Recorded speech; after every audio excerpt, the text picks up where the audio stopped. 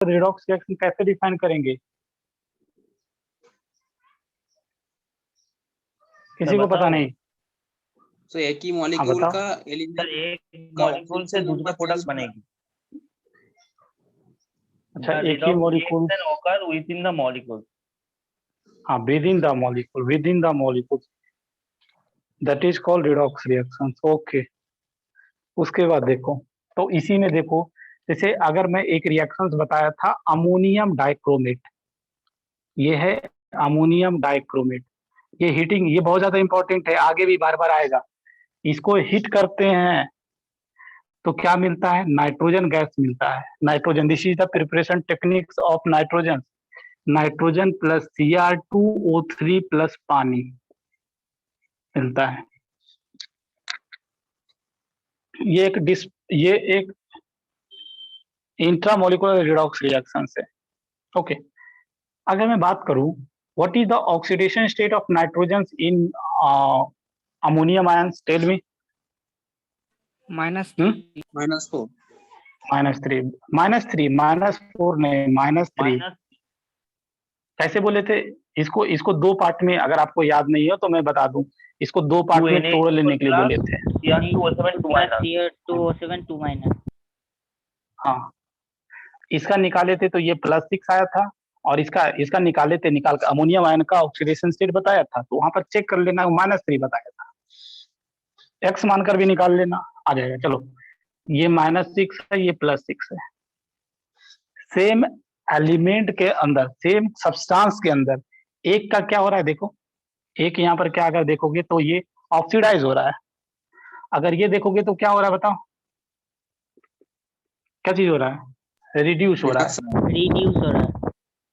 ये ऑक्सीडाइज हो रहा है और ये रिड्यूस हो रहा है, ऑक्सीडेशन नंबर घट रहा है वहां पर। तो अगर इसकी वजह से एन फैक्टर्स निकाला जाए तो क्या आएगा बताओ? इस नाइट्रोजन की वजह से एन फैक्टर्स,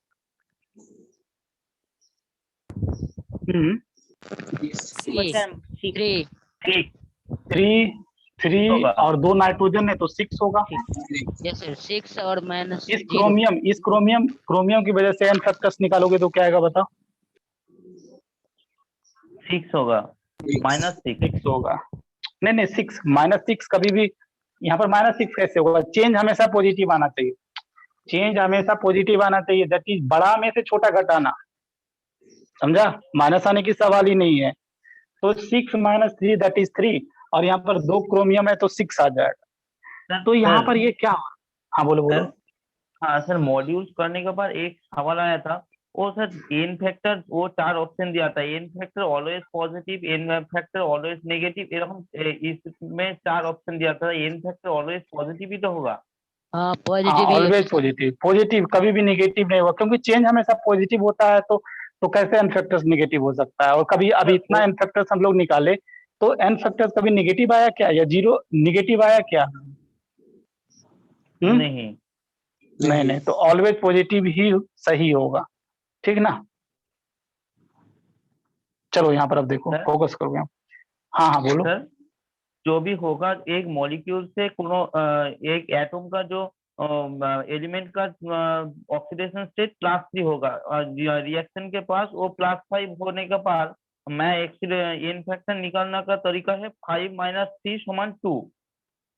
हाँ हाँ, तो ठीक, तो जो भी, तो इस रिएक्शन में जो आपने लिखा था वो +6 से +3 में गया था, हाँ। +3 में जाया था, तो +3 - 6 अरे यार, जब भी देखो, ये एक चीज दिमाग में रख लेना, चेंज जब भी निकालते हैं बच्चे, तो ये बड़ा वाला नंबर बिगर में से, बिगर नंबर, ये दोनों में से जो बड़ा रहेगा ना, बिगर नंबर में स्मॉलर नंबर घटाना, समझे ये चीज? बड़ा वाला में से छोटा वाला घटाना, चाहे चाहे ये बड़ा रहे चाहे ये बड़ा रहे, उससे मतलब नहीं, इन दोनों में जो बड़ा वैल्यू रहेगा उसमें से छोटा वैल्यू घटाना। तो जब ऐसा करेंगे तो ये हमेशा पॉजिटिव आएगा, समझा? ओके, हाँ सर, ओके। और उसमें देख लेंगे कि उसके अंदर जिसका ऑक्सीडेशन स्टेट चेंज हो रहा है वो कितना नंबर है, तो n factor will be always positive. Okay, अब यहां पर देखो,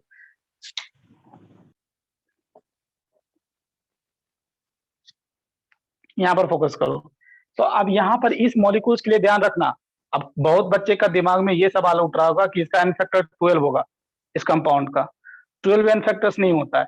यहाँ पर ये ध्यान रखो क्या हो रहा है ना, 6 इलेक्ट्रॉन का ऐसे से 6 इलेक्ट्रॉन का 6 इलेक्ट्रॉन इज ट्रांसफर फ्रॉम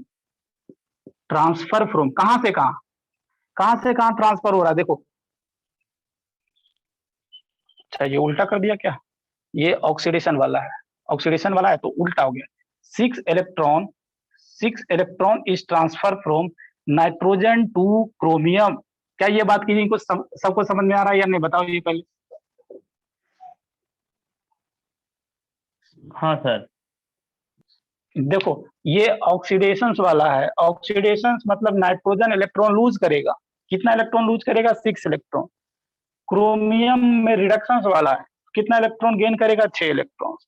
तो मतलब क्या, ओवरऑल इस मॉलिक्यूल्स में कितना इलेक्ट्रॉन का एक्सचेंज हो रहा है, तो हम 6 इलेक्ट्रॉन बोलेंगे। इसलिए इस कंपाउंड का जो एन फैक्टर से बच्चे 12 नहीं 6 होगा, समझा, क्योंकि यहाँ पर 6 इलेक्ट्रॉन का एक्सचेंज हो रहा है nitrogen to chromium. So that's why the n factors of this compound will be 6 not 12।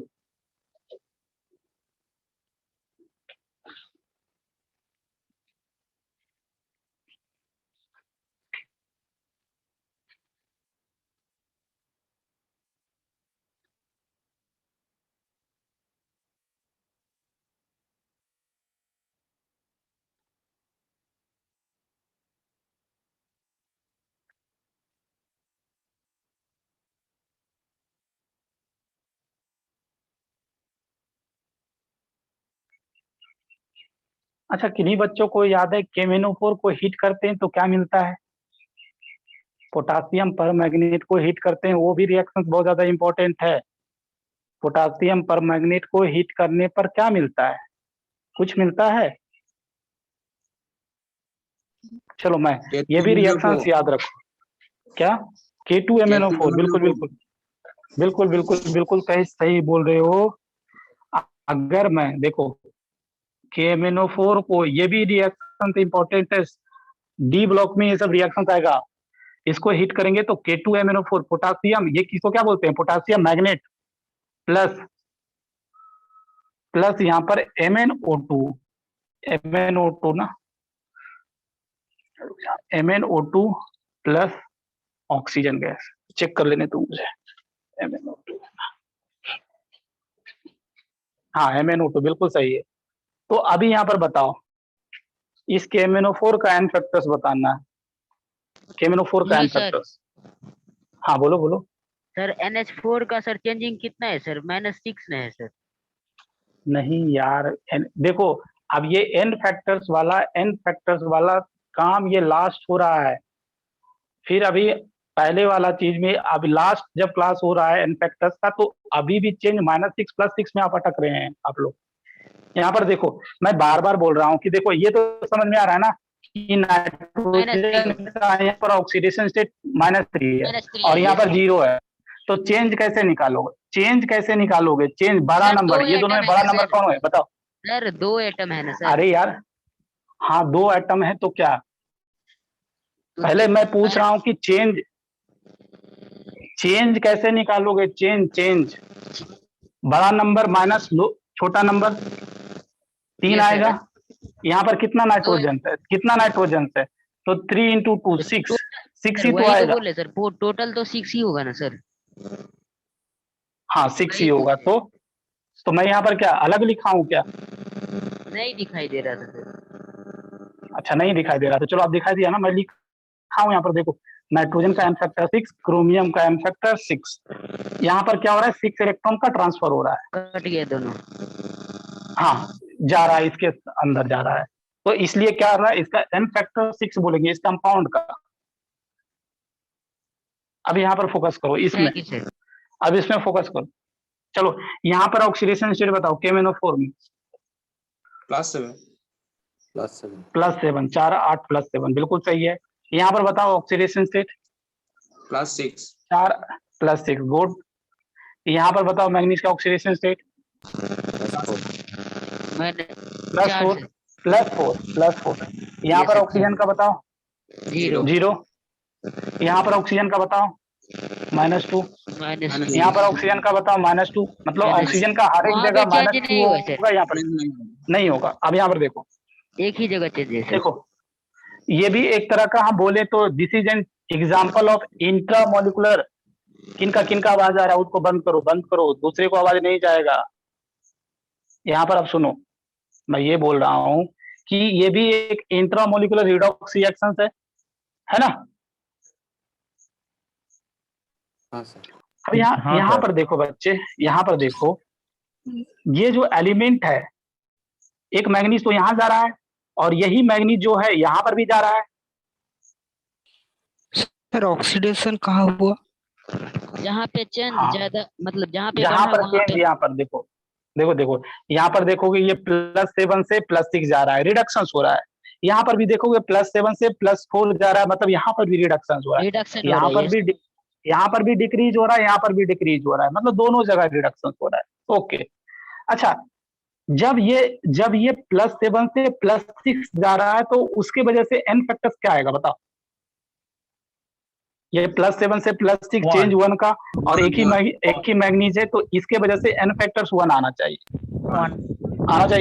जब ये +7 से +4 में जाएगा तो इसके वजह से चेंज कितना आ गया, 3 फैक्टर 3। देखो दोनों में रिडक्शन ही आ रहा है, तो नेट इस मैग्नीज का जो नेट n फैक्टर्स होगा that will B summation of this, that will B 4। क्या ये समझ में आ रहा है बताओ। हाँ सर।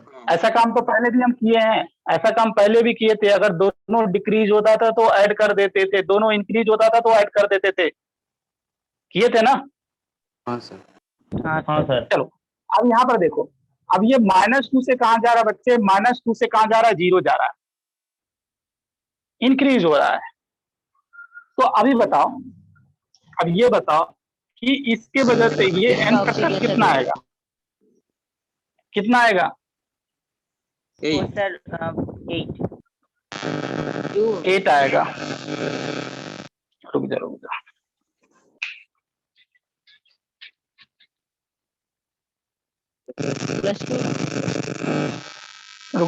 जा। यहाँ पर एक चीज ना बच्चे, यहाँ पर इसको बैलेंस करने के लिए ना, यहाँ पर 2 से यहाँ पर थोड़ा सा गलती हो जाएगा। यहाँ पर थोड़ा समझना, अच्छा क्वेश्चन है ये, अच्छा क्वेश्चन है, ध्यान देकर समझो।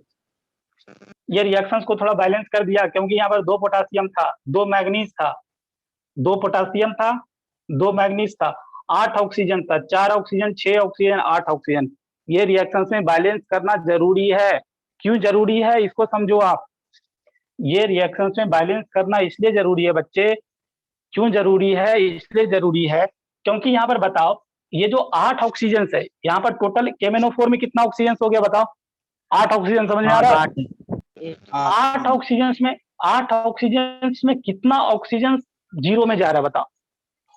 2 ही ऑक्सीजन ना, 2 ही ऑक्सीजन। इसमें से 4 ऑक्सीजन जो कि -2 वाला है, 6 ऑक्सीजन -2 वाला है, जिनका ऑक्सीडेशन स्टेट चेंज नहीं हो रहा है। ओनली यही 2 ऑक्सीजन है जिनका ऑक्सीडेशन स्टेट चेंज हो रहा है। मतलब ये जो 8 ऑक्सीजन टोटल यहाँ पर है, ओनली 2 ऑक्सीजन है जिनका ऑक्सीडेशन -2 से 0 हो रहा है। तो बताओ इनकी वजह से चेंज कितना आएगा, 0। कितना ऑक्सीजन का एन फैक्टर चेंज हो रहा है, तो हम बोलेंगे 4 भाई साहब, 8 नहीं 4। क्या ये समझ में आ रहा है बताओ।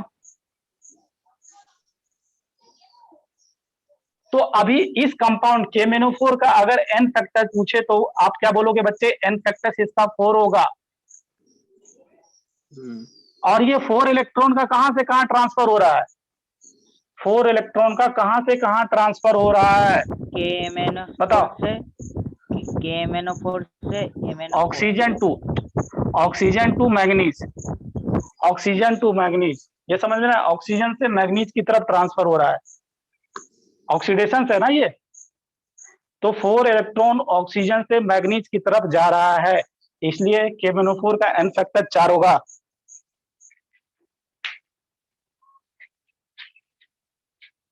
किन्हीं को समझने में दिक्कत है? सर ये जिसे एक बार बता समझ दीजिए नहीं सर। आया।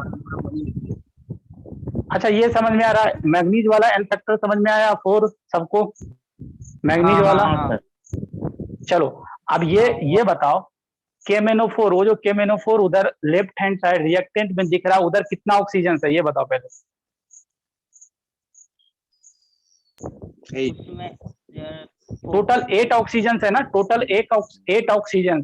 ये रिएक्शन पूरा बैलेंस्ड है, टोटल 8 ऑक्सीजन आर देयर।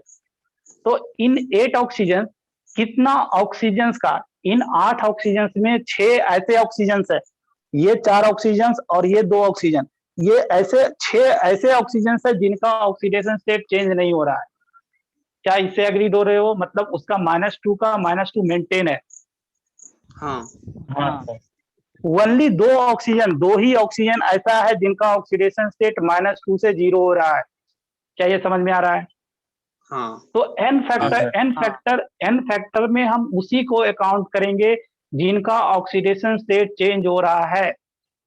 ठीक, तो यहाँ पर ठीक हमको है। क्या पता चला, चेंज तो निकाला 0 -2, चेंज 2 का आया, और 2 ही ऑक्सीजन उस KMnO4 में जो टोटल 8 ऑक्सीजन है, 2 ही ऑक्सीजन का एन फैक्टर चेंज हो रहा है, तो 2 इंटू चेंज, समझा?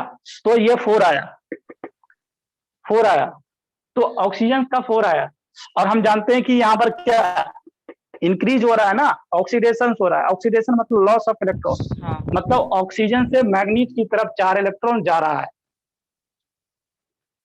क्या अब भी समझ में नहीं आया? फिर मैं बताऊं?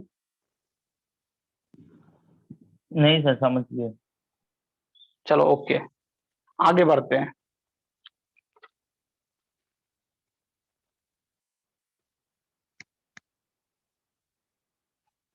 चलो, तो रिडॉक्स रिएक्शन से रिलेटेड जो भी चीजें था, एन फैक्टर से रिलेटेड जो भी चीजें था मैं बता दिया। उसके बाद अगला टॉपिक की तरफ बढ़ते हैं, दैट इज, अच्छा एक बैलेंस रिएक्शन में एन फैक्टर कैसे निकालते हैं बताओ?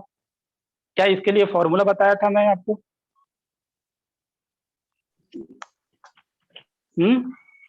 हाँ सर। हाँ सर, नीट हाँ sir, electron chain exchange Stoichiometric coefficient. Coefficient. Net electron exchange upon stoichiometric coefficient.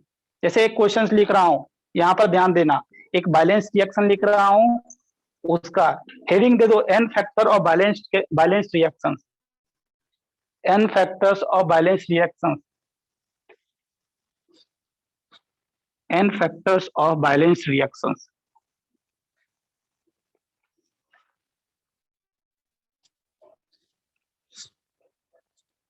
एक बैलेंस रिएक्शन लिख रहा हूं जिसको आप खुद बैलेंस कर सकते हो, बट अभी मैं उस पर फोकस नहीं करूंगा।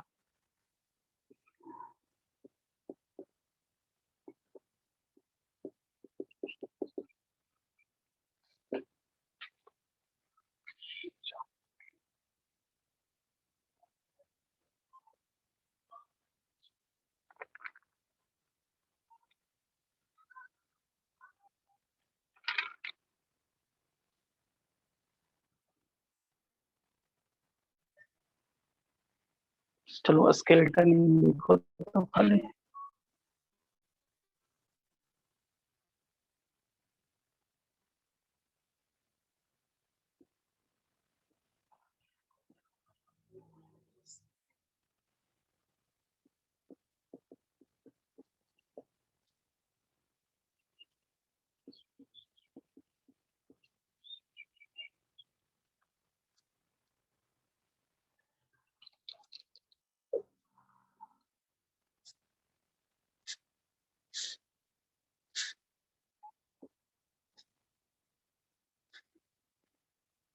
ये बैलेंस रिएक्शन है, ठीक।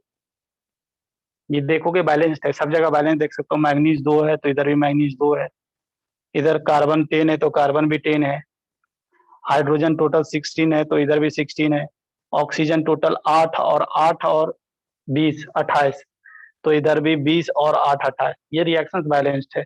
चार्ज भी बैलेंस है, देख सकते हो, -2 -3 plus 1 that is -2। Hydrogen 16 charge भी बैलेंस है, दैट इज -10।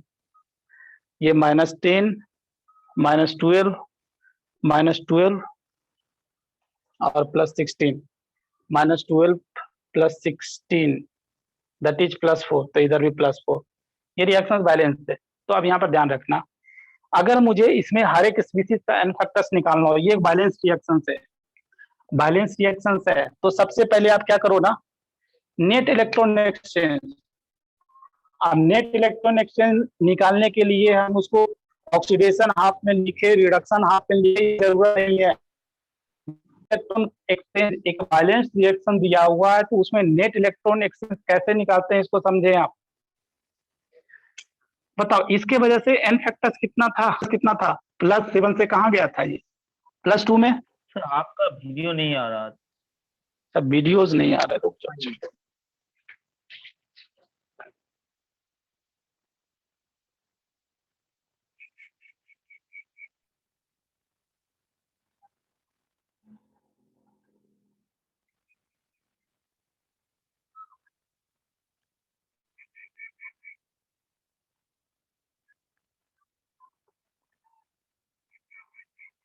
हाँ सर ठीक है।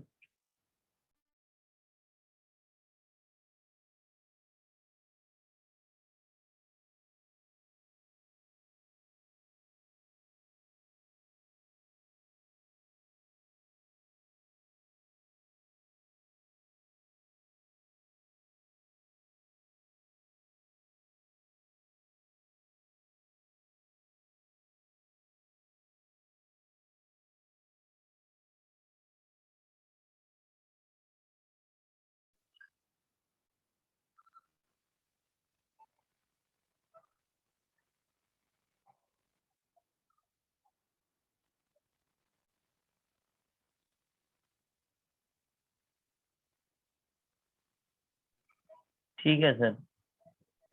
चलो अब यहाँ पर देखो,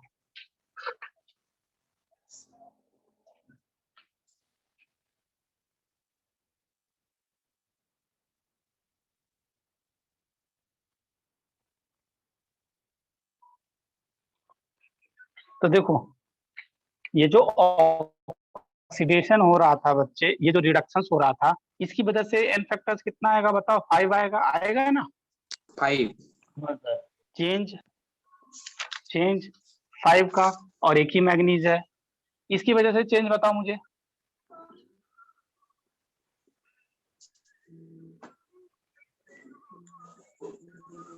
कितना आएगा बताओ, 2 आएगा।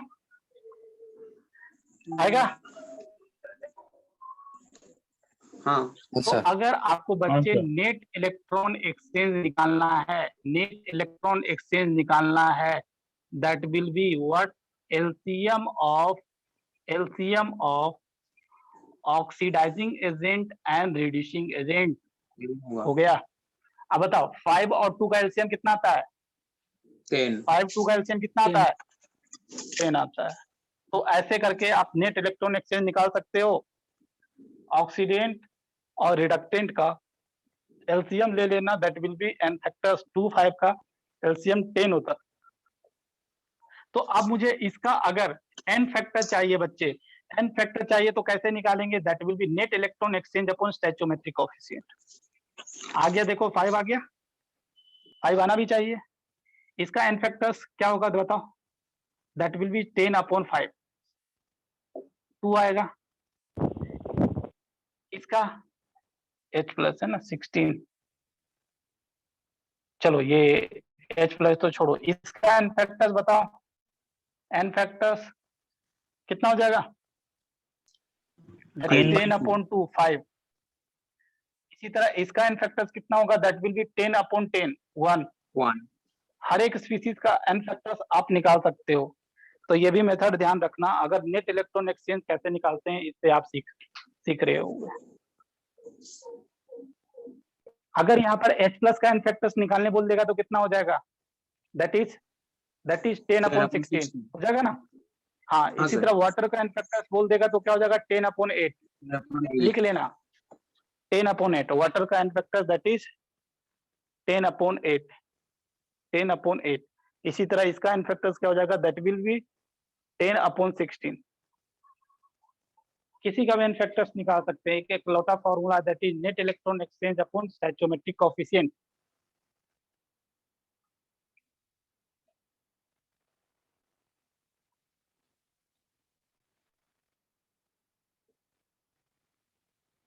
चलो तो अब ये रिडॉक्स अब हमको ये लगता है कि एन सर फैक्टर एक से मिनट रिलेटेड, रुकिए। हाँ हाँ लिख लो लिख लो। एन फैक्टर से रिलेटेड जो भी चीजें आपको चाहिए मैं उसको कंप्लीटली बताया, बहुत अच्छा, बहुत ज्यादा टाइम दिया है एन फैक्टर्स में, बहुत ज्यादा ऑक्सीडेशन स्टेट में भी बहुत ज्यादा टाइम दिया गया है, बैलेंसिंग में भी टाइम दिया गया है।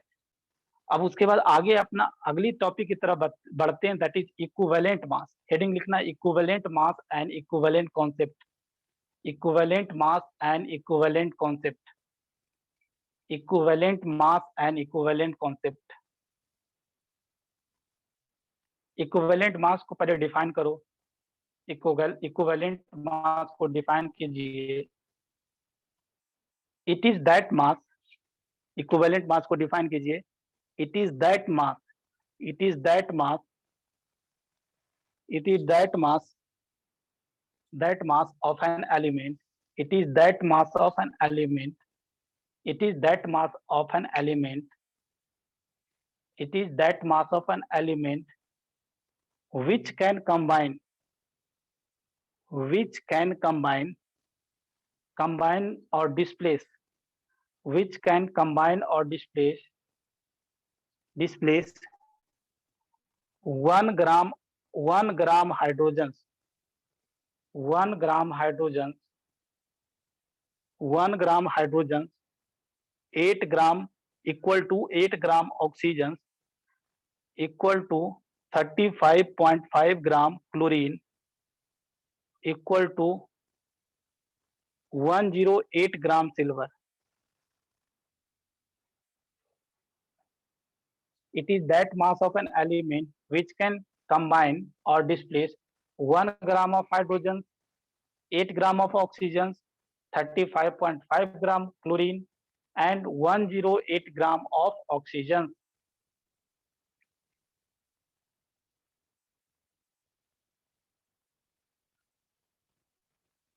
जैसे एक इसको समझने की कोशिश करो बच्चे, लिख लिए ना? तो हेडिंग एक हाँ। बार बता दीजिए, हेडिंग बाकी लिख लिया है, हेडिंग से एक बार बता दीजिए, equivalent mass and equivalent OH. हाँ हेडिंग, चलो हेडिंग भी लिख, equivalent mass and equivalent concept, equivalent mass and equivalent concept. और अभी जो डेफिनेशन लिखा गया है that is of equivalent mass, equivalent मास लिखकर ये डेफिनेशन लिखना है जो लिखा है मैं आपको। चलो ये समझाना क्या चाहता हूँ उसको समझो।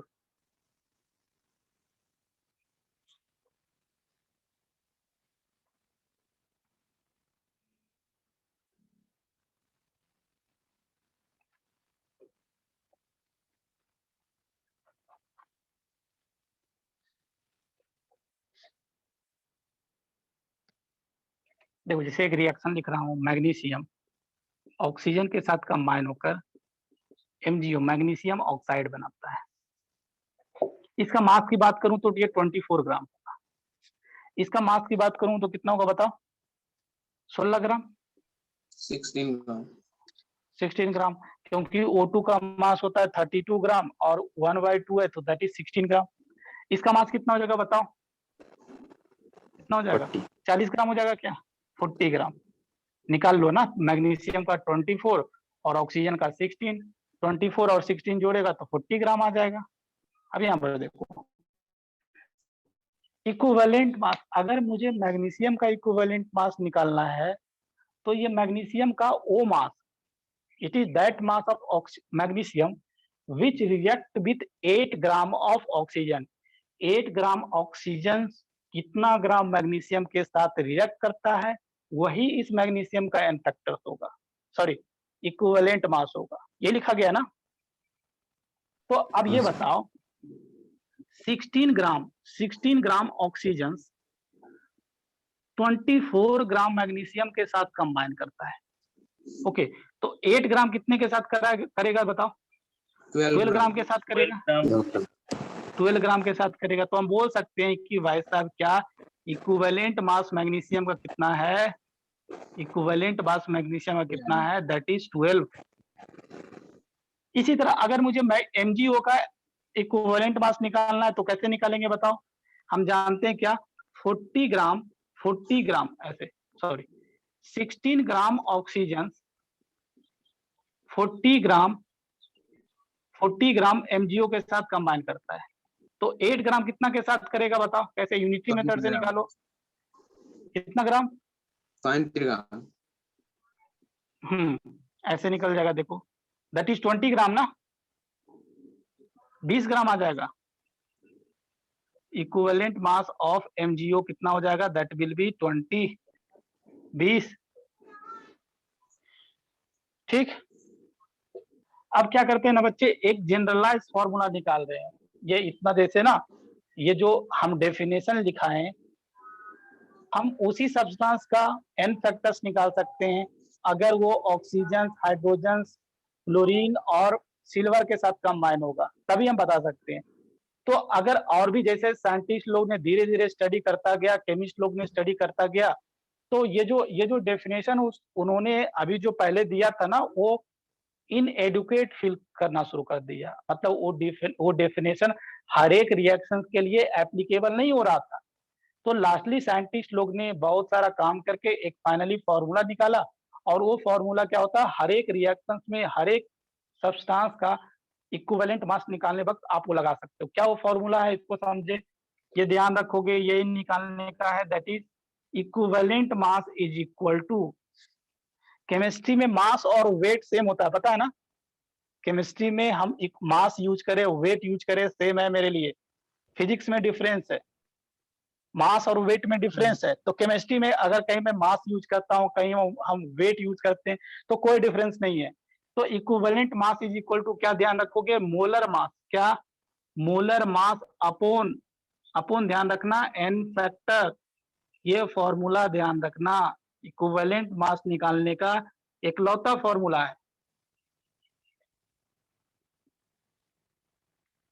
जैसे अगर मैं मैग्नीशियम का इक्विवेलेंट मास निकालना चाहता हूं तो कैसे निकालेंगे? देखो, हम जानते हैं इसका मोलर मास कितना होता है, 24 होता है, और इसका एन फैक्टर कितना होता है बताओ? मैग्नीशियम का एन फैक्टर 2 होता है, इसका वैलेंसी 2 है ना, तो ये तो भी 12 ही आएगा। इसका बताओ एन फैक्टर्स कितना है बताओ? एन फैक्टर्स कैसे, एक सॉल्ट के ऊपर एन फैक्टर कैसे निकालते हैं? सॉल्ट या बेस के ऊपर कैसे, Mg2 प्लस और O2 माइनस। किसी केटायन एनायन के ऊपर चार्ज देख लो, तो 2 है इसका एन फैक्टर्स।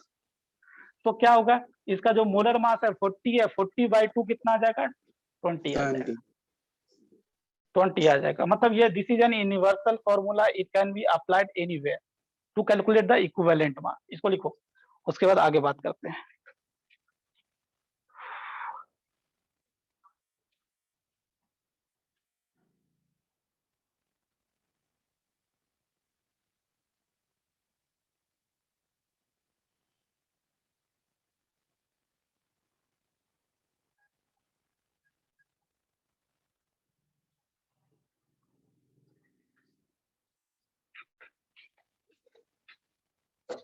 अब एक चीज समझने की कोशिश करना बच्चे, लिख लिया ये, लिख लिया ना?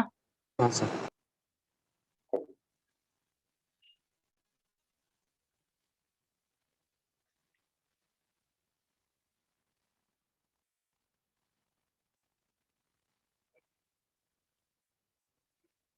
अब यहाँ से समझने की कोशिश करना, यहाँ पर जैसे मैं H2SO4 की बात कर रहा हूँ, H2SO4 सल्फ्यूरिक एसिड की, तो क्या मुझे कोई बता सकता है what is the molar mass of H2SO4? 98, बिल्कुल 98 होता है। क्या इसका बता सकते हो मुझे, इक्विवेलेंट मास बता सकते हो, बताओ? 98 अपॉन, हाँ 90, इसका अगर n फैक्टर 2 होगा, ये 2H प्लस देगा, तो ये 49 हो जाएगा। ओके, अच्छा बताओ, can you tell me what is the mass of 1 mole of H2SO4? तो हम क्या बोल सकते हैं, दैट इज 98 ग्राम बोल सकते हैं। हाँ सर। अच्छा, तो जैसे यहाँ पर क्या देखो, ये 98 आया था, उसमें ग्राम लगा दिए तो 1 मोल का मास आ गया। इसी तरह एक इक्विवेलेंट का मास कितना आएगा, एक इक्विवेलेंट का, तो हम यहाँ पर क्या बोलेंगे, दैट विल बी 49 ग्राम। जैसे 1 मास ऑफ 1 मोल 98 ग्राम, तो 1 इक्विवेलेंट इज इक्वल टू 49 ग्राम। तो यहाँ पे एक नया कॉन्सेप्ट डिफाइन कर रहे हैं, क्या, इक्विवेलेंट। ये ग्राम इक्विवेलेंट या नंबर ऑफ इक्विवेलेंट। ये ग्राम इक्विवेलेंट क्या होता है, that is equivalent mass in gram. That is क्या,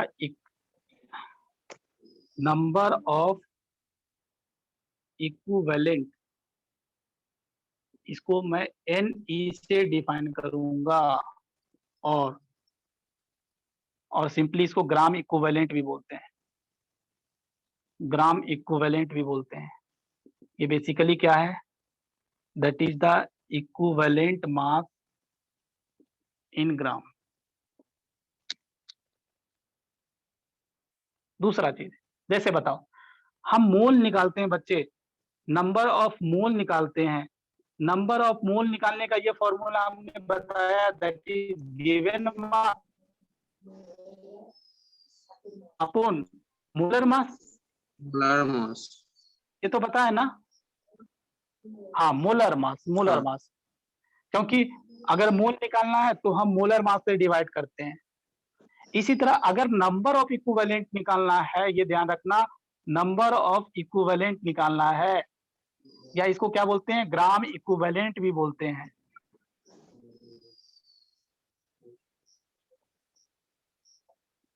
तो ये क्या हो जाएगा, जैसे देखो, जब मोल निकालना था तो मोलर मास से डिवाइड किए थे। इसी तरह जरा अगर मुझे इक्विवेलेंट, नंबर ऑफ इक्विवेलेंट निकालना है तो किससे डिवाइड करेंगे बताओ, इक्विवेलेंट मास। इक्विवेलेंट मास। तो ये भी ध्यान रखना, that is given mass upon equivalent mass, equivalent मास।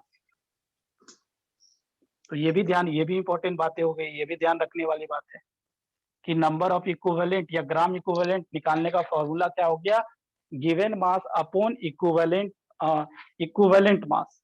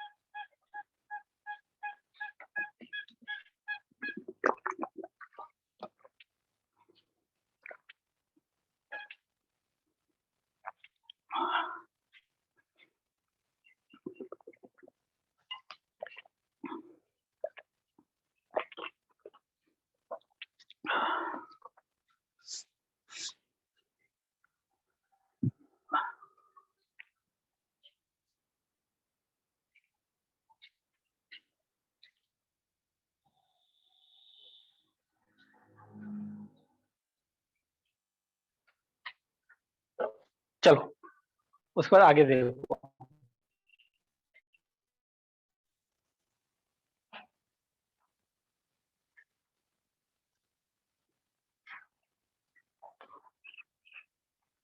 देखो अभी हमने क्या देखा बच्चे, कि number of equivalent is equal to क्या होता है बच्चे, given mass upon equivalent mass. ये अभी हमने देखा, अभी इक्विवेलेंट मास। अब यहां पर देखो, इक्विवेलेंट मास का भी तो हम लोग फॉर्मूला जानते हैं, क्या बताओ, क्या जानते हैं, अभी थोड़ा देर पहले ही लिखा था ना, that is molar mass by factor. n factor. क्या क्या ये चीज बता सकते हो, ये क्या चीज है, मोल। गिवन मास अपन मोलर मास नंबर क्या ऑफ होता है, मोल। मोल होता है। नंबर। हाँ बिल्कुल बिल्कुल, मोल होता है। तो ये ध्यान रखना कि नंबर ऑफ इक्विवेलेंट का एक और फॉर्मूला आ गया, नंबर ऑफ इक्विवेलेंट, इसको हम NE बोला करेंगे, नंबर ऑफ इक्विवेलेंट, या इसको और क्या बोलते हैं, ग्राम इक्विवेलेंट बोलते हैं। That is mole into n factor, mole into n factor.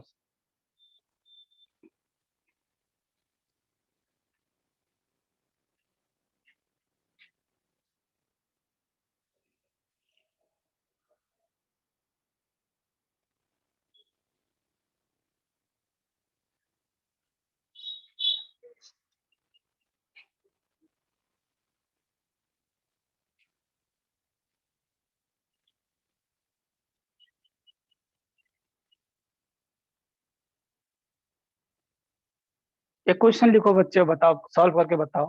Calculate calculate number of equivalent in number of equivalent in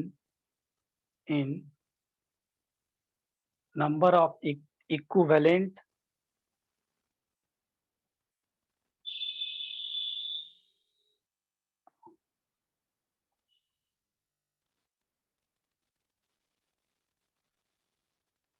calculate number of equivalent in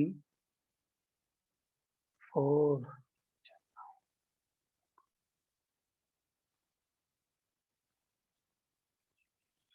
79 gram KMnO4. Calculate the number of equivalent in 79 gram KMnO4 in acidic medium.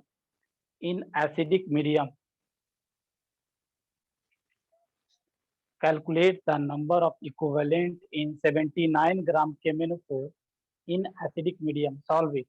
Solve करो.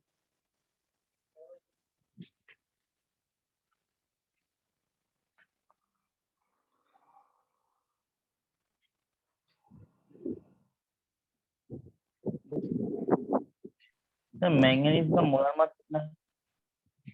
अच्छा, manganese का molar mass कितना है? चलो मैं ये help कर देता हूँ। KMnO4 का हम टोटल बता देते हैं। टोटल 158 होता है। मैग्नीज का कितना होता है मुझे भी याद नहीं है। KMnO4 का लिख लेना, 158 होता है मोलर मास।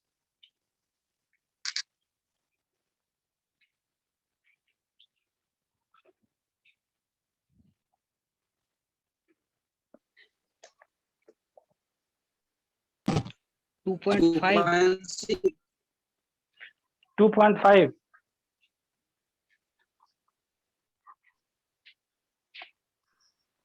क्या क्या किया है? 2.63 2.6 सर 2.6 2.5 2.5 3.5 होगा सर। अच्छा 3.5 होगा। सर 2.63 2.63 अलग अलग रिसर्च कर रहा है तुम लोग यार। देखो, अच्छा ये बताओ, KMnO4 एसिडिक मीडियम में KMnO4 का एन फैक्टर्स क्या होता है? हाँ, MN में जाता है, मतलब KMnO4 का एन फैक्टर्स कितना है बता? That is 5। ये आपको खुद ये बोलेगा नहीं। हाँ, KMnO4 एसिडिक मीडियम में भाई साहब ये कहाँ जाता है? Mn2+ में जाता है। इसका एन फैक्टर जो होगा ना, ये 5 होगा, ये याद रखना है। चलो, तो हम अगर इसका इक्विवेलेंट निकालना है, नंबर ऑफ इक्विवेलेंट निकालना है, तो क्या चीज दिया हुआ था? दैट इज 79 था ना? 79 गिवन हाँ, mass upon molar mass into 5। 1 ये I think so 2 time cancel हो जाएगा। 14 1 9 2 टाइम कैंसिल हो जाएगा ना? हाँ सर। हाँ, तो ये कितना आ गया? 2.5 हो गया। तो किसी का 3.5 8.5 क्या क्या आया था? कोई बहुत कम बच्चा है जो 2.5 बोला था। तो इसमें कुछ मैं अलग कॉन्सेप्ट नहीं लगाया, इवन मोलर मास ही बता दिया था KMnO4 का, दैट इज 158।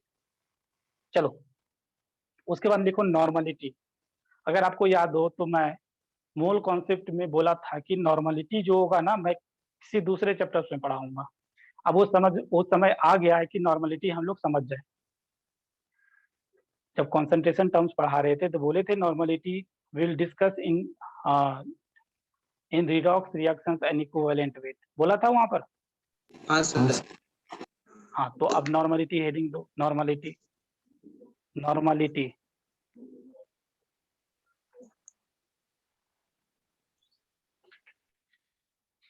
तो नॉर्मलिटी जैसे मोलरिटी हम लोग डिफाइन करते हैं। Molarity how we are defining molarity? That is the number of mole upon number of mole present in 1 litre of solution. तो इसी तरह नॉर्मलिटी को कैसे डिफाइन करेंगे? दैट इज, अब डायरेक्ट डेफिनेशन लिख रहा हूं, नंबर ऑफ इक्विवेलेंट, मोल नहीं, equivalent number of equivalent of solute upon volume of solutions in क्या liter, in liter, volume of solution in liter. अब देखो यहाँ पर नॉर्मलिटी जो होगा, क्या मैं नंबर ऑफ इक्विवेलेंट, अगर आपका वॉल्यूम ऑफ सॉल्यूशन ml में दिया रहेगा तो नॉर्मलिटी का ये भी फॉर्मूला ध्यान रखना, अगर आपका वॉल्यूम ऑफ सॉल्यूशंस ml में दिया रहेगा तो इंटू 1000 करेंगे, इंटू 1000 करना पड़ेगा आपको, that is the number of equivalent. ये भी ध्यान रखोगे, ये भी ध्यान रखना कि नॉर्मलिटी इज इक्वल टू, अगर कहीं पर आपको नंबर ऑफ मिली इक्विवेलेंट दिया रहेगा, नंबर ऑफ मिली इक्विवेलेंट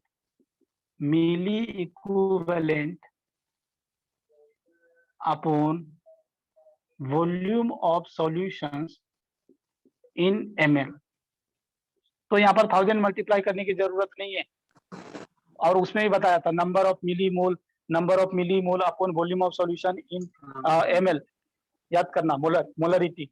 एक चीज और ध्यान रखना, यहाँ पर क्या number of equivalent Ne is equal to क्या लिख सकता हूँ, नंबर ऑफ इक्विवेलेंट अगर निकालना है बच्चे तो क्या करना पड़ेगा, नॉर्मलिटी और वॉल्यूम ऑफ सॉल्यूशन को मल्टीप्लाई करना पड़ेगा, normality into volume of solution इन क्या लीटर। इसी तरह अगर नॉर्मलिटी, किसी क्वेश्चंस में नॉर्मलिटी और वॉल्यूम ऑफ सॉल्यूशंस ml में दिया रहे तो क्या निकलेगा इस केस में बताओ, नंबर ऑफ मिली इक्विवेलेंट, मिली मोल नहीं इक्विवेलेंट, अब बात होगा, मोल होता था कहाँ, मोलरिटी दिया रहता था, तो अब अगर नॉर्मलिटी दिया रहेगा और वॉल्यूम ऑफ सॉल्यूशन दिया रहेगा तो इक्विवेलेंट निकलेगा, और ml में दिया है तो मिली इक्विवेलेंट निकलेगा। इसको लिखो,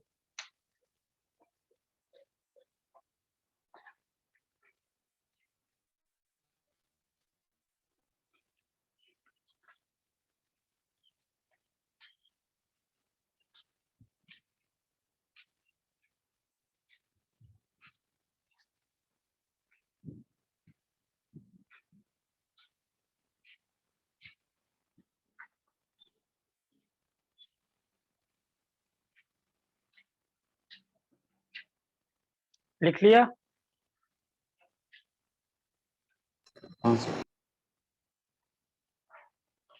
अब देखो यहाँ पर टोटल 3 फॉर्मूला आया है, 3 फॉर्मूला आया है,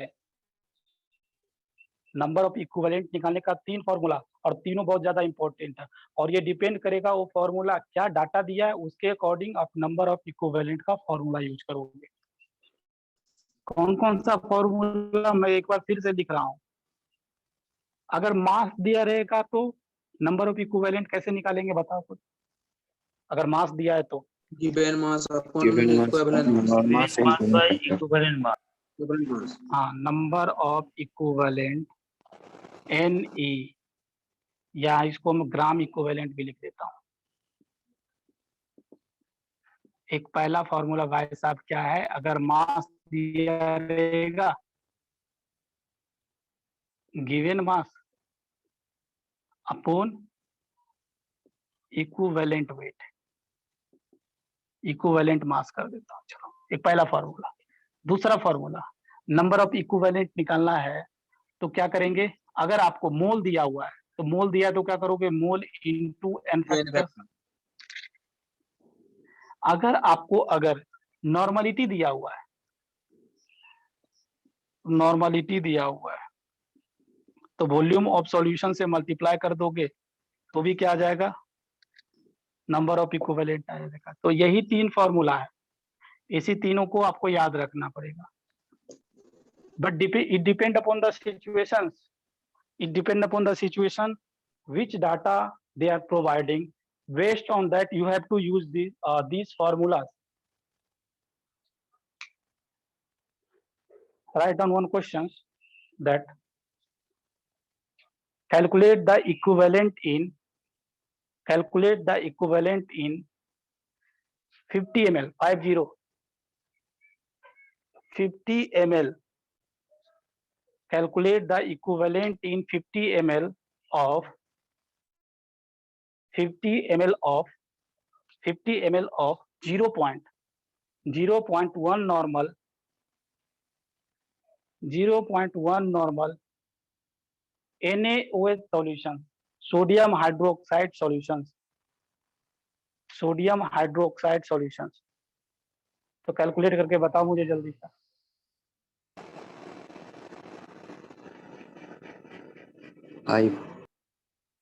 अच्छा 5, इतना जल्दी बोल दिया और सही भी हो जाएगा लगता है।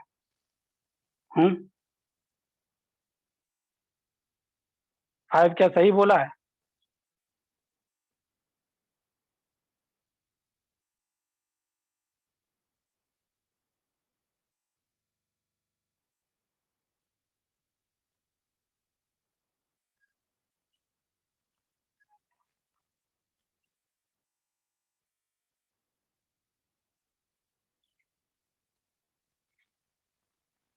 बताओ किसका कितना आंसर आया? 5 आया या कुछ और आया? 5 आएगा। अच्छा 5 आएगा। 5 बट मिली। मुझे तो ऐसा लगता है, हाँ हम क्या पूछे, number that is calculate the equivalent. क्या मैं मिली इक्विवेलेंट पूछा हूँ आपसे? तो मिली इक्विवेलेंट को इक्विवेलेंट में कैसे बदलते हैं? मिली को कैसे बदलते हैं? दैट इज 10⁻³ से मल्टीप्लाई करना पड़ेगा। तो आंसर क्या हो जाएगा? That is 5 × 10⁻³ equivalent. क्या मैं बोल रहा हूँ यहाँ समझो। देखो नॉर्मलिटी नंबर ऑफ इक्विवेलेंट निकालना है। ये 50 ml है और ये 0.1 है। ये बेसिकली क्या आ जाएगा? That is 5। तो ये 5 क्या आया? मिली इक्विवेलेंट आया। ये जो आपको आ रहा है ना, मिली इक्विवेलेंट आ रहा है। और मिली इक्विवेलेंट को हम इक्विवेलेंट में कैसे बदलते हैं? यही आएगा इक्विवेलेंट। इतना equivalent of solute that will be present in that NaOH solutions।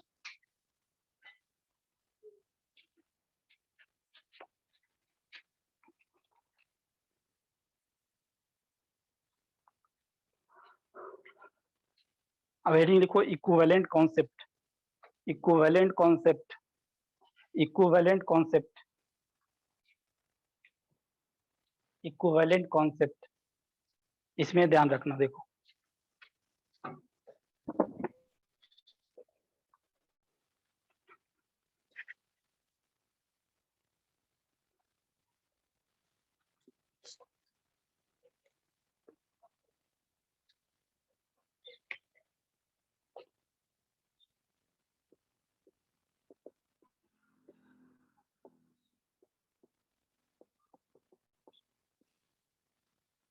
जैसे मान लो कि कोई एक केमिकल रिएक्शन से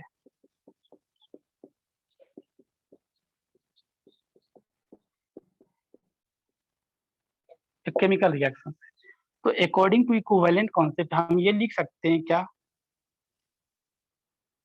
equivalent of A is equal to equivalent of B is equal to equivalent of C is equal to equivalent of D.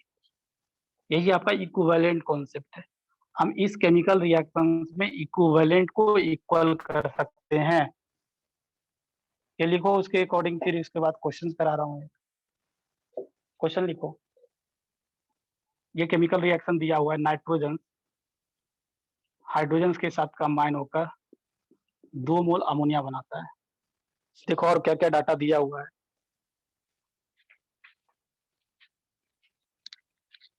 देखो इसमें आपसे पूछा गया है,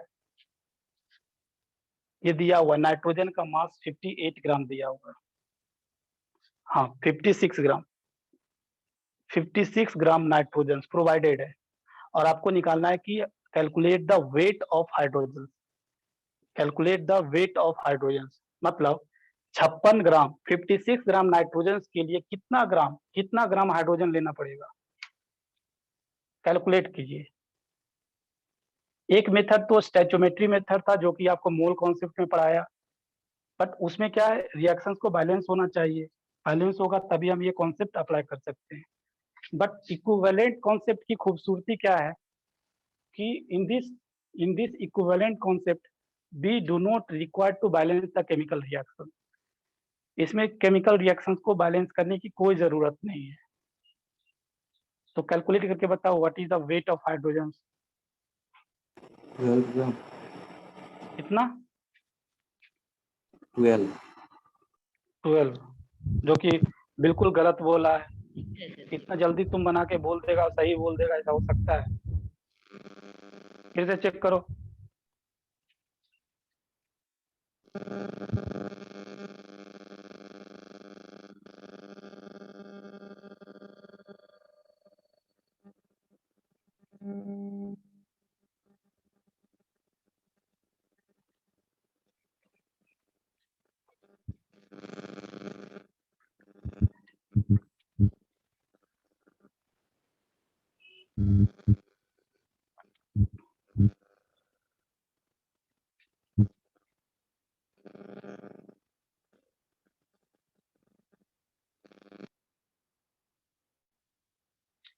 चलो मैं हेल्प कर देता हूँ, यहाँ पर देखने की कोशिश करो।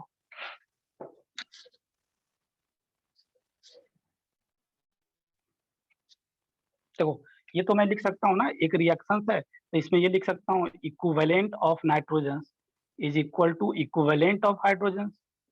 अमोनिया भी लिख सकते हैं बट मेरा अभी जरूरत नहीं है इसलिए अमोनिया नहीं लिखा। अब ये नाइट्रोजन का इक्विवेलेंट वेट कैसे निकालते हैं बताओ? अगर मास दिया रहता है तो given mass upon molar mass, what is the molar mass of nitrogen? कितना होता है? 28.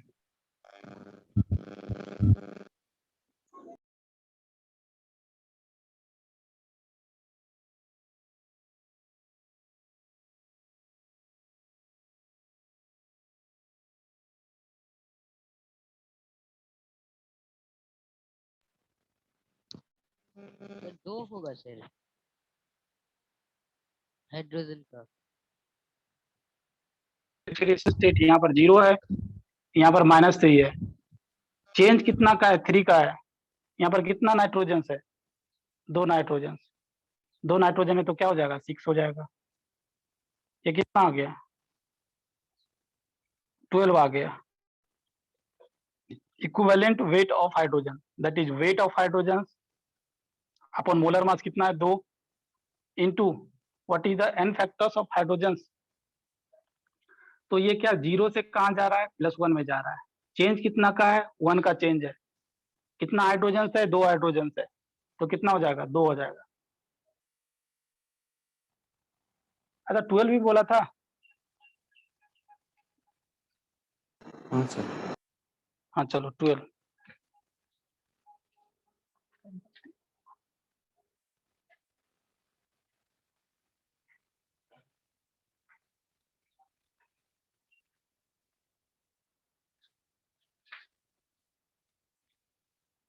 चलो उसके बाद आगे लिखो, नोट बनाकर लिखो, नोट बनाकर लिखो। If a substance A react with two different substance, if a substance A, एक बात से बोलो। उसके बाद नोट में लिखिए, नोट if a substance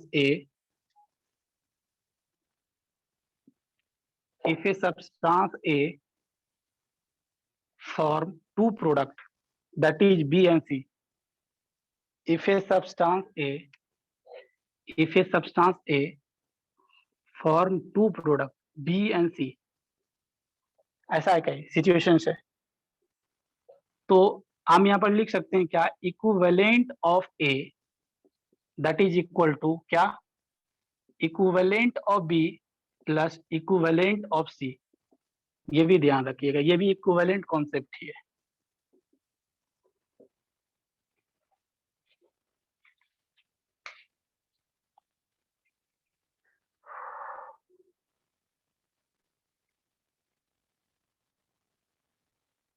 इसको आगे जैसे अगर काइनेटिक्स के टर्म्स में बात करूं तो इसको पैरेलल रिएक्शंस बोलते हैं, पैरेलल रिएक्शंस। और एक दूसरी तरह का रिएक्शंस होता है that is sequential reactions.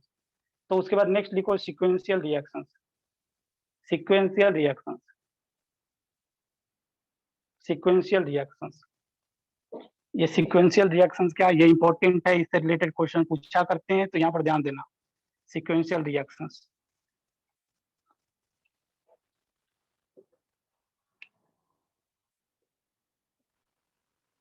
Sequential reactions,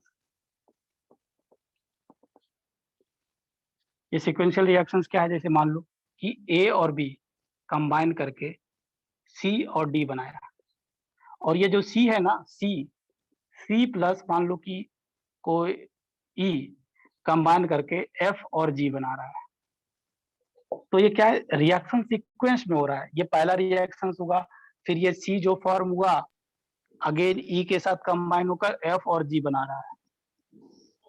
तो यहाँ पर क्या बोल सकता हूँ, ये पहले रिएक्शन के लिए, पहला रिएक्शन के लिए क्या मैं ये लिख सकता हूँ, equivalent of A that is equal to equivalent of B that is equal to equivalent of C equal to equivalence of D, ये तो लिख सकते हैं। इसी तरह सेकेंड रिएक्शन के लिए भी लिख सकते हैं, equivalent of C equal to equivalence of E. इसको कौन म्यूट करके बोला था ना, क्या मैं बोला था कि जब बोलना है तो अनम्यूट करें, अदरवाइज म्यूट करके रखे, अदरवाइज डिस्टरबेंस होता है दूसरे को, और मुझे भी होता है। Equivalent of C is equal to equivalent of E that is equal to equivalent of F that is equal to equivalent of G, ये लिख सकते हैं। बट अगर मुझे इस रिएक्शन और इस रिएक्शन, मान लो कि ए का मास दे दे आपसे और हमें जी का एफ का मास पूछो, तो इस कंडीशंस में क्या करेगा, इन दोनों रिएक्शंस को कंपेयर करना पड़ेगा, और इन दोनों रिएक्शंस में कॉमन क्या है बताओ, कॉमन क्या है, सी ही कॉमन है, सी। अगर इन दोनों रिएक्शंस में हमको कोरिलेशंस करना है, अगर ए का मास दे और आपसे ई का मास पूछे, तो इसके लिए ये जो कॉमन रिएजेंट दिख रहा है, ये जो कॉमन रिएजेंट दिख रहा है, ये हम कंपेयर कर सकते हैं। कंडीशन इज दैट इन दोनों का एन फैक्टर सेम है। मतलब क्या मैं बोलना चाह रहा हूं यहाँ पर कि if n factors of C are same, मतलब सेम बोलने का मतलब क्या, इस रिएक्शंस में सी का जो एन फैक्टर्स आएगा और ये सेकेंड रिएक्शंस में जो सी का एन फैक्टर्स आएगा, दोनों जगह अगर सेम रहेगा तो मैं ये लिख सकता हूं क्या, that is equivalent of A that is equal to equivalent of B that is equal to equivalent of C that is equal to equivalent of D that is equal to, पूरा equal कर सकते हैं।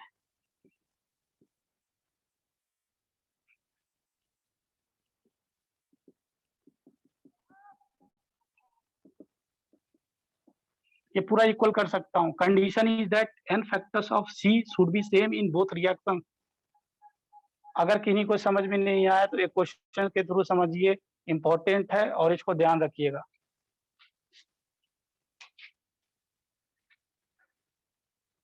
लिख लिए तो एक question लिखिए। एक मिनट रुकिए।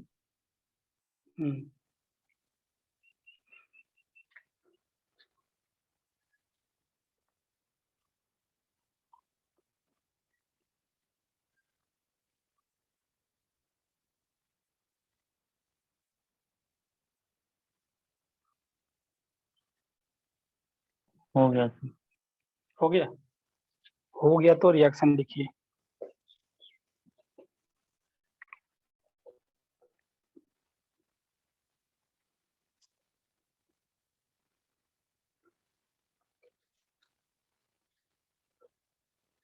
क्या देखो, आई माइनस कंबाइन हो रहा है किसके साथ, आई माइनस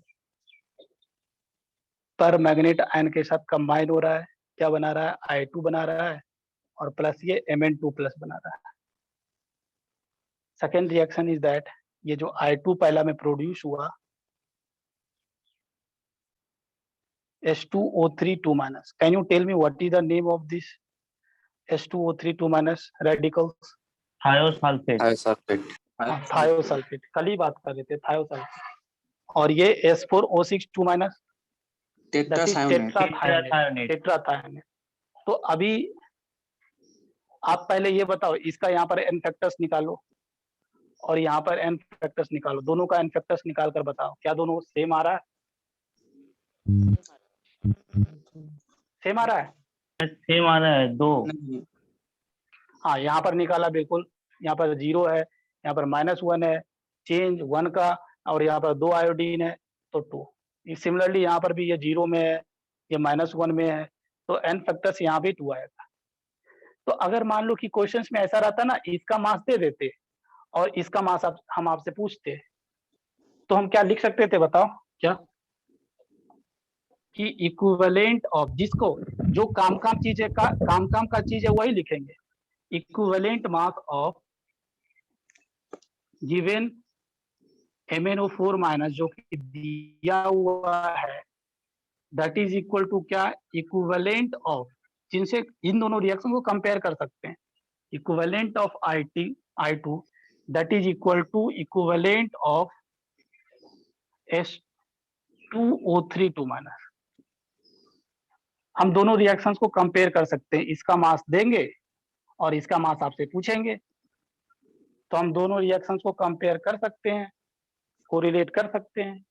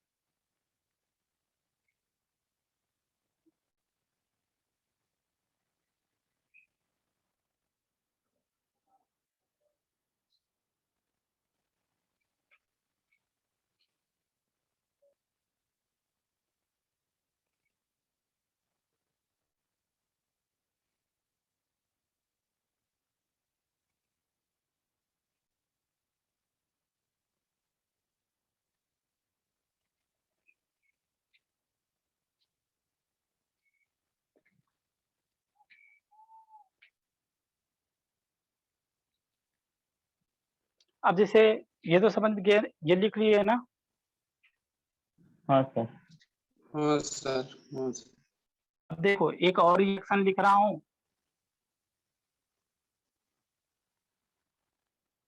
अगर एन फैक्टर सेम नहीं रहता है तो हम कैसे डील करेंगे इसको आगे सीखेंगे, बट अभी सिचुएशन बनाकर दिखा देता हूँ आपको। जैसे एक रिएक्शन लिख रहा हूँ, यहाँ पर देखें, I माइनस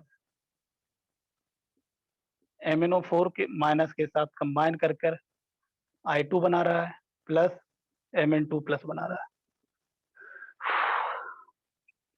है। I2 बेसिक मीडियम में डिस्प्रपोर्शनेट हो जाता है I माइनस में और प्लस IO3 माइनस में।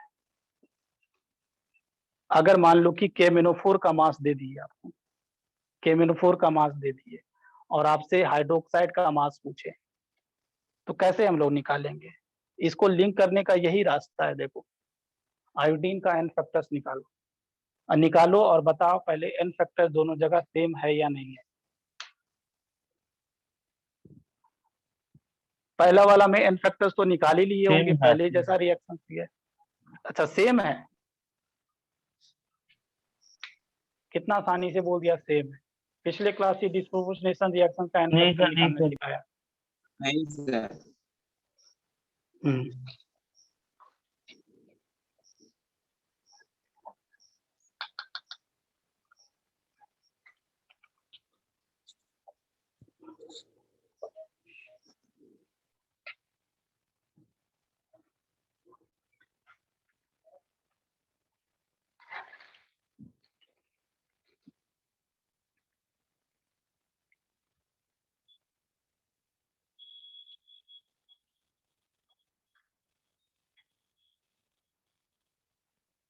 सर एन फैक्टर 8 होगा। अच्छा, n फैक्टर 8 होगा, नया रिसर्च हुआ लगता है ना।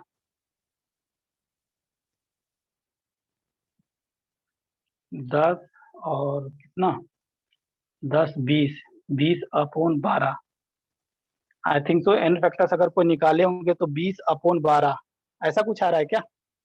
10/6, 5/3। क्या किन्हीं का 5/3 आ रहा है?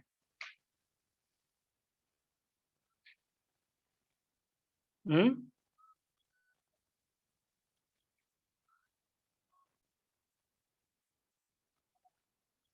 अच्छा, एन फैक्टर्स डिस्प्रोपोर्शनेट सब्सटेंस जो होगा उसका एन फैक्टर्स निकालने का कोई फॉर्मूला बताया था क्या आप लोग को? 5/3।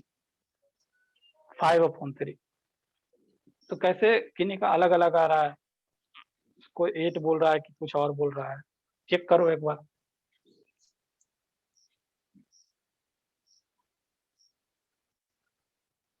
हाँ सर 5/3 आ रहा है सर, कैलकुलेशन मिस्टेक कर दिया मैंने। अच्छा अच्छा, चलो। तो हड़बड़ी में नहीं, थोड़ा सा मतलब पैसेंस रख के थोड़ा सा अच्छे से करना है, क्योंकि for small mistakes you will be awarded 5 marks, पता है ना। उसके लिए आपको 5 हाँ मार्क्स अवार्ड होगा, या 5 मार्क्स लूज होगा या अवार्ड होगा। थोड़ा लूज सा होगा गलती सर। करेगा तो कितना, लूज 5 होगा। 5 मार्क्स लूज होगा। 4 मार्क्स तो जो सही होने वाला था वो मिलता, और एक एक गलत किया उसके कारण भी तो मार्क्स कटेगा, तो टोटल 5 मार्क्स लेकर जाओगे।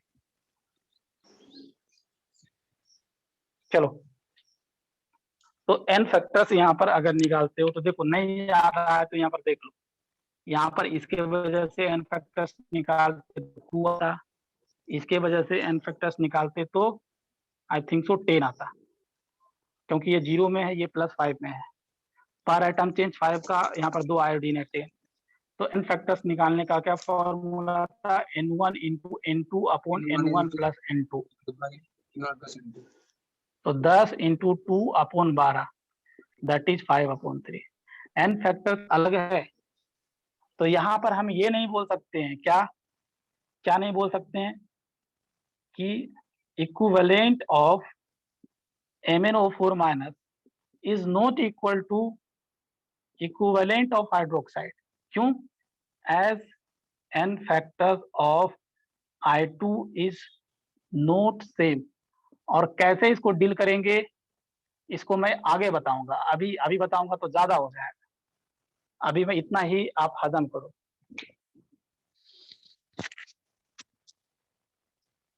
तो ये तो समझ में आ रहा है ना, पिछला वाला केस में क्यों इक्वल कर दिए, दोनों रिएक्शन का सबका इक्विवेलेंट इक्वल कर दिए।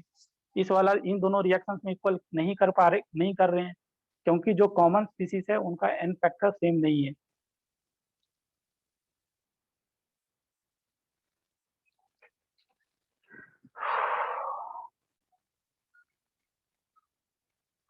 चलो, उसके बाद लिखो डाइल्यूशन। डाइल्यूशन डाइल्यूशन क्या होता है वो तो बता चुका हूँ, adding of water to a solution that is called dilution, ये सब जानते हो। तो यहाँ पर भी क्या करेंगे, जैसे अगर मैं मोलरिटी की बातें याद दिलाऊं तो वहां पर क्या बोलते थे कि moles of solute before dilution is equal to moles of solute after dilution. तो यहाँ पर क्या बोलेंगे, equivalent of solute before dilution is equal to equivalent of solute after dilution. बोल सकते हैं ना, यहाँ हाँ पर सर। इक्विवेलेंट को इक्वल करेंगे। तो जैसे वहां पर formula N1 M1 V1 is equal to M2 V2 आया था, तो यहाँ पर क्या आएगा, N1 V1 is equal to N2 V2 आएगा ना। हाँ। डाइल्यूशन, जैसे मान लो कि एक सॉल्यूशन है, N1 दिया हुआ है, V1 दिया हुआ है, इसको आप डाइल्यूट किए, डाइल्यूटेड, ये N2 हो गया और V2 हो गया। यहाँ पर N1 N2 में किसका वैल्यू ज्यादा होगा, N1। और V1 V2 में वॉल्यूम पानी ऐड कर रहे हो ना, तो V2 ज्यादा होगा। चलो, तो यहाँ पर क्या लिखोगे, equivalent of solute before dilutions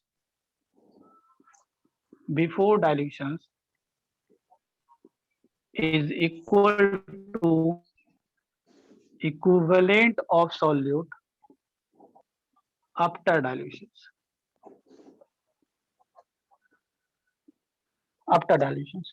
तो equivalent of solute before dilution कैसे निकालते हैं, देखो दिया हुआ है data, that is N1 V1 is equal to N2 V2, ये ध्यान रखो।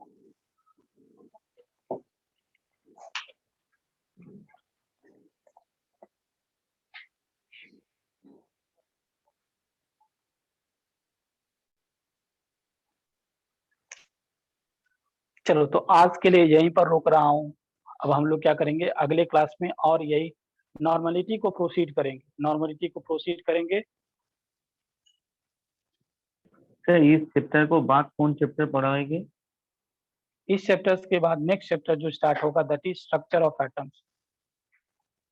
ऑफ एटम्स के बाद पीरियोडिक टेबल्स के बाद आपका केमिकल बॉन्डिंग, और केमिकल बॉन्डिंग के बाद जो भी आपका 11th क्लास, पहले फिजिकल केमिस्ट्री पूरा खत्म हो जाएगा, that is gaseous state, chemical equilibrium, ionic equilibrium, फिर उसके बाद हम लोग thermodynamics, after thermodynamics that is solution and that is solid state, solution and colligative property, chemical kinetics, electrochemistry, पूरा फिजिकल खत्म। फिर उसके बाद हम लोग ऑर्गेनिक केमिस्ट्री स्टार्ट करेंगे, या फिजिकल केमिस्ट्री, इनऑर्गेनिक केमिस्ट्री का 1-2 चैप्टर्स बीच में इंसर्ट करेंगे।